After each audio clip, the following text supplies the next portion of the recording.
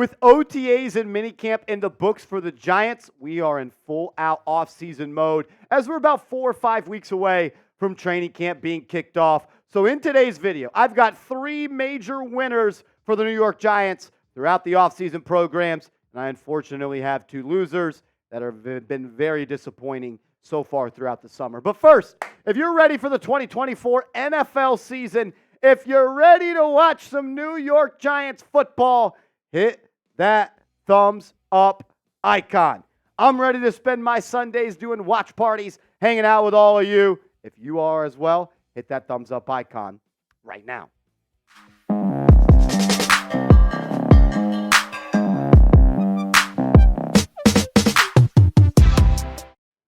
My biggest offseason winner for the New York Giants is rookie wide receiver Malik Neighbors. And you might say, Marshall, how can a rookie be an offseason winner? And what I would tell you is when you enter the NFL and you're selected number 6 overall, you've got a lot to live up to.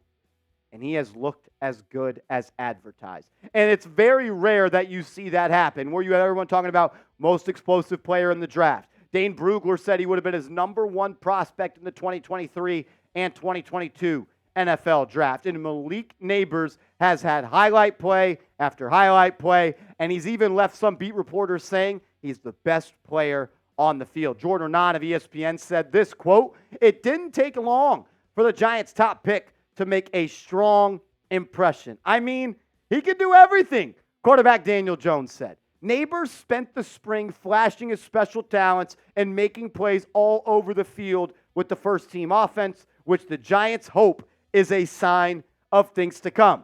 It wasn't just Jordan Renan, though, who has noticed the great play of Malik Neighbors. Art Stapleton said this back on June 6th. On Malik Neighbors today, "I have not seen a receiver have a practice like he did today since Odell Beckham Jr. Wish I can give you more words. And the video is the teams to put out. That was when he went up the sideline and he head-topped Cordell Flott down the left sideline. Jumped off the page, so to speak. If this were training camp, my word.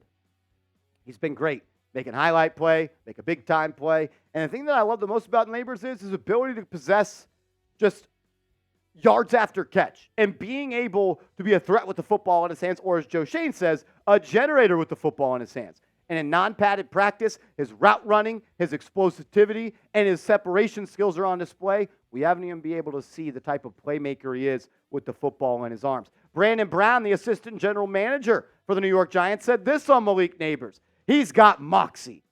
Dog.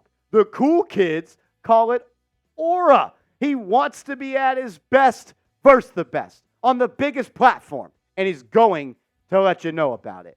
The Giants haven't had an offensive weapon like this since Odell Beckham Jr., and that includes the guy that used to wear number 26 on his jersey and line up in the backfield. Malik Neighbors, the moment he puts on a Giants uniform, will have this offense looking different, and people will be talking about he's the best player on this football team. I truly, truly do believe that. From one winner to a loser, and that is third-year offensive tackle Evan Neal. Evan Neal. Look, I don't want Evan Neal to be a loser. I want Evan Neal to be the best right tackle in NFL history. But at the end of the day, you had a horrible year 1. You were horrible in year 2. Injuries cut your years short. You've played just 20 games in 2 seasons. 13 your rookie year, 7 your sophomore season. And you didn't participate in drills this summer. You've got work to do. You need to improve. Your technique it's dog shit. Go watch the film of Evan Neal. It is a joke how bad his technique and how it's gotten to this point. And he didn't participate this summer. And on top of that, he went from participating in individual drills and minicamp to not even participating in team drills or individual drills in OTAs. Did he suffer a setback? Like, you got surgery in January. It's almost July 4th. You should be able to participate in practice, because what you started the offseason programs doing, you didn't end the offseason programs doing. And that is not good. Dan Duggan of The Athletic said this on June 11th. Daboll, Brian Daboll, your head coach, said right tackle Evan Neal won't participate in minicamp. Daboll said they've backed off Neal, who who underwent ankle surgery in early January. We haven't seen Neal take any team reps this spring. Unclear if Neal suffered a setback to prompt the backing off of from doing the position drills we saw him do earlier this spring. So in OTAs, he was doing individual drills. In minicamp, he did nothing but ride the stationary bike. What happened for him to have his workload decreased? But overall, this is why he is the biggest loser for the New York Giants this offseason. How is Evan Neal supposed to get better and progress and grow with new offensive line coach Carmen Brasillo if you can't practice? You don't get better at being a right tackle by riding a stationary bike. You don't get better at right tackle from a new coach and a new teacher by watching other people play football. This isn't osmosis. This isn't like in high school, you go to sleep and you have Spanish-speaking music play and you wake up and you can speak Spanish. No, you need to go out there and do it because you haven't done it one time in 2 seasons. It is a joke how big of a bust he has been. And honestly, he shouldn't even be the starter on this offensive line because he's not the best right tackle on this football team. And the best man should always play. And your starting right tackle this year is going to be Evan Neal. You look at the depth chart, but it shouldn't be. It should be Jermaine Illuminor. Because the reason you signed Jermaine Illuminor is because of what he's done at right tackle the last 2 seasons for the Las Vegas Raiders. I'm sick of it. I'm just sick of it, man. You're hurt. You're no good. You're not practicing. You're not working out. You're not getting better with new offensive line coach. He needs to improve his technique. He needs to become a better football player. And everyone all just thinks, oh, Carmen Brasillo's here. He's going to make magic happen.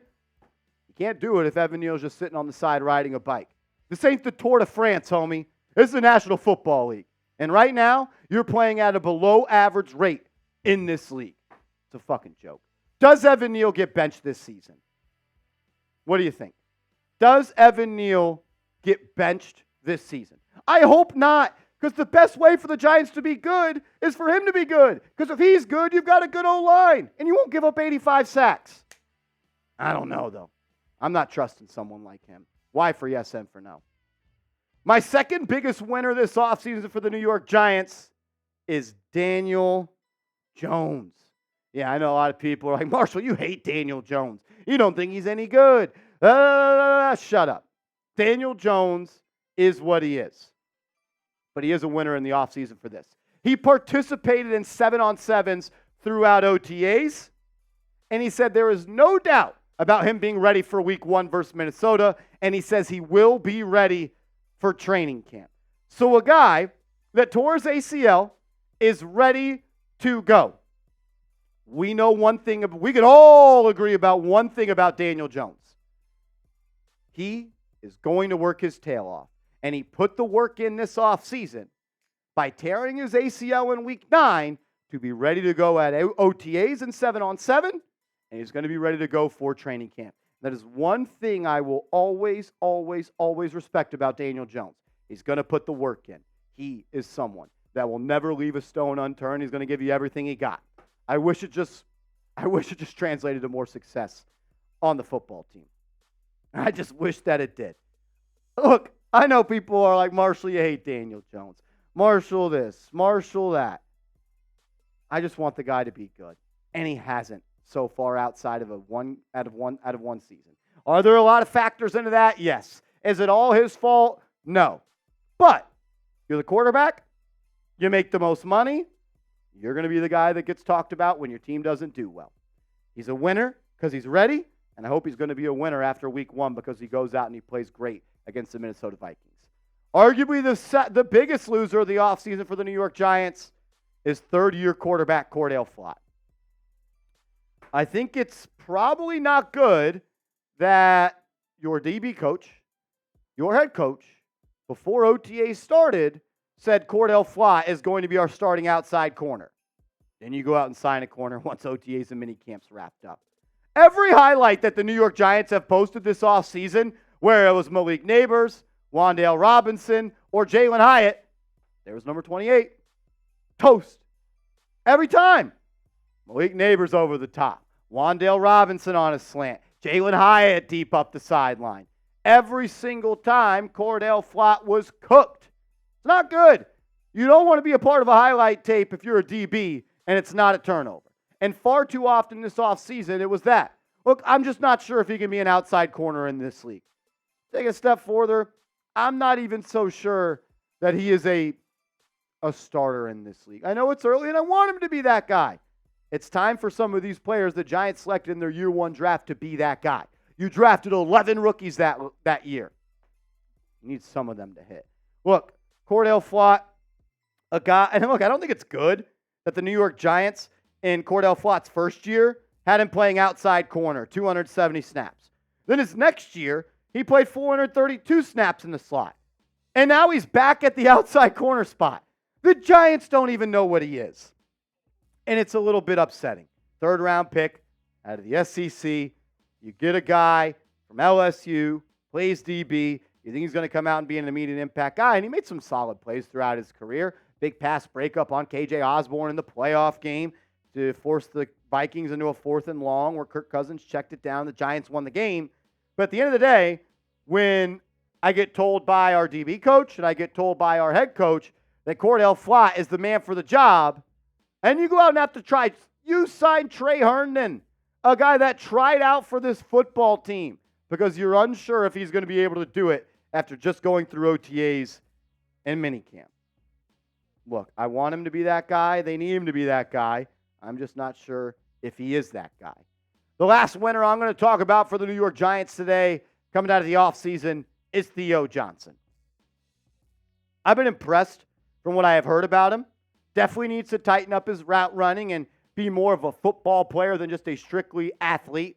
But, man, there's not many 4th-round picks that have a chance to be a starter game one.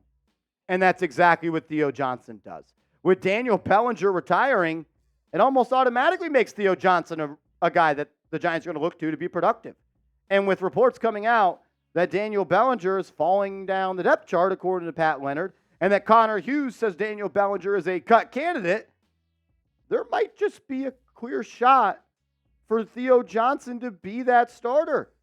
And I think that Theo Johnson will be the starter for the New York Giants at the tight end position. I don't know if I said Daniel Bellinger is retiring. I meant Darren Waller has retired, so I apologize if I misspoke there. Thank you. Darren Waller retired, not Daniel Bellinger. Daniel Bellinger is falling down the depth chart, according to Pat Leonard, and Daniel Bellinger may be a cut candidate, according to Connor Hughes. But no, Daniel Bellinger has not retired. It's been a long day. It's been a long day. But seriously, look, with Daniel Bellinger not retiring, potentially falling down the depth chart, Theo Johnson has a legit chance to be the Giants' first tight end. He absolutely does. We know the type of athlete he is. We know what he could do. And from what I have heard, the New York Giants think they can unlock Theo Johnson. And they think the way that he was used at Penn State and how he was a piece of their passing game, they think that they could take his talent, his production to another level, even though Daniel Bellinger is not retiring. Thank you. Thank you for catching me on that. You guys are funny. Look, Darren Waller's retired. Daniel Bellinger is not. I think that Theo Johnson, the rookie, who's definitely not retiring, is going to have a pretty good shot to be the Giants' tight end by the end of the season. Who do you think has more catches this year for Big Blue? Who do you think? Is it Daniel Bellinger, who's not retiring, or Theo Johnson, who is definitely not retiring? Let me know your thoughts in the comments. And make sure you are following me over on social media. I'm on Twitter. I'm on Instagram. Hit me up over there, and let's go Giants.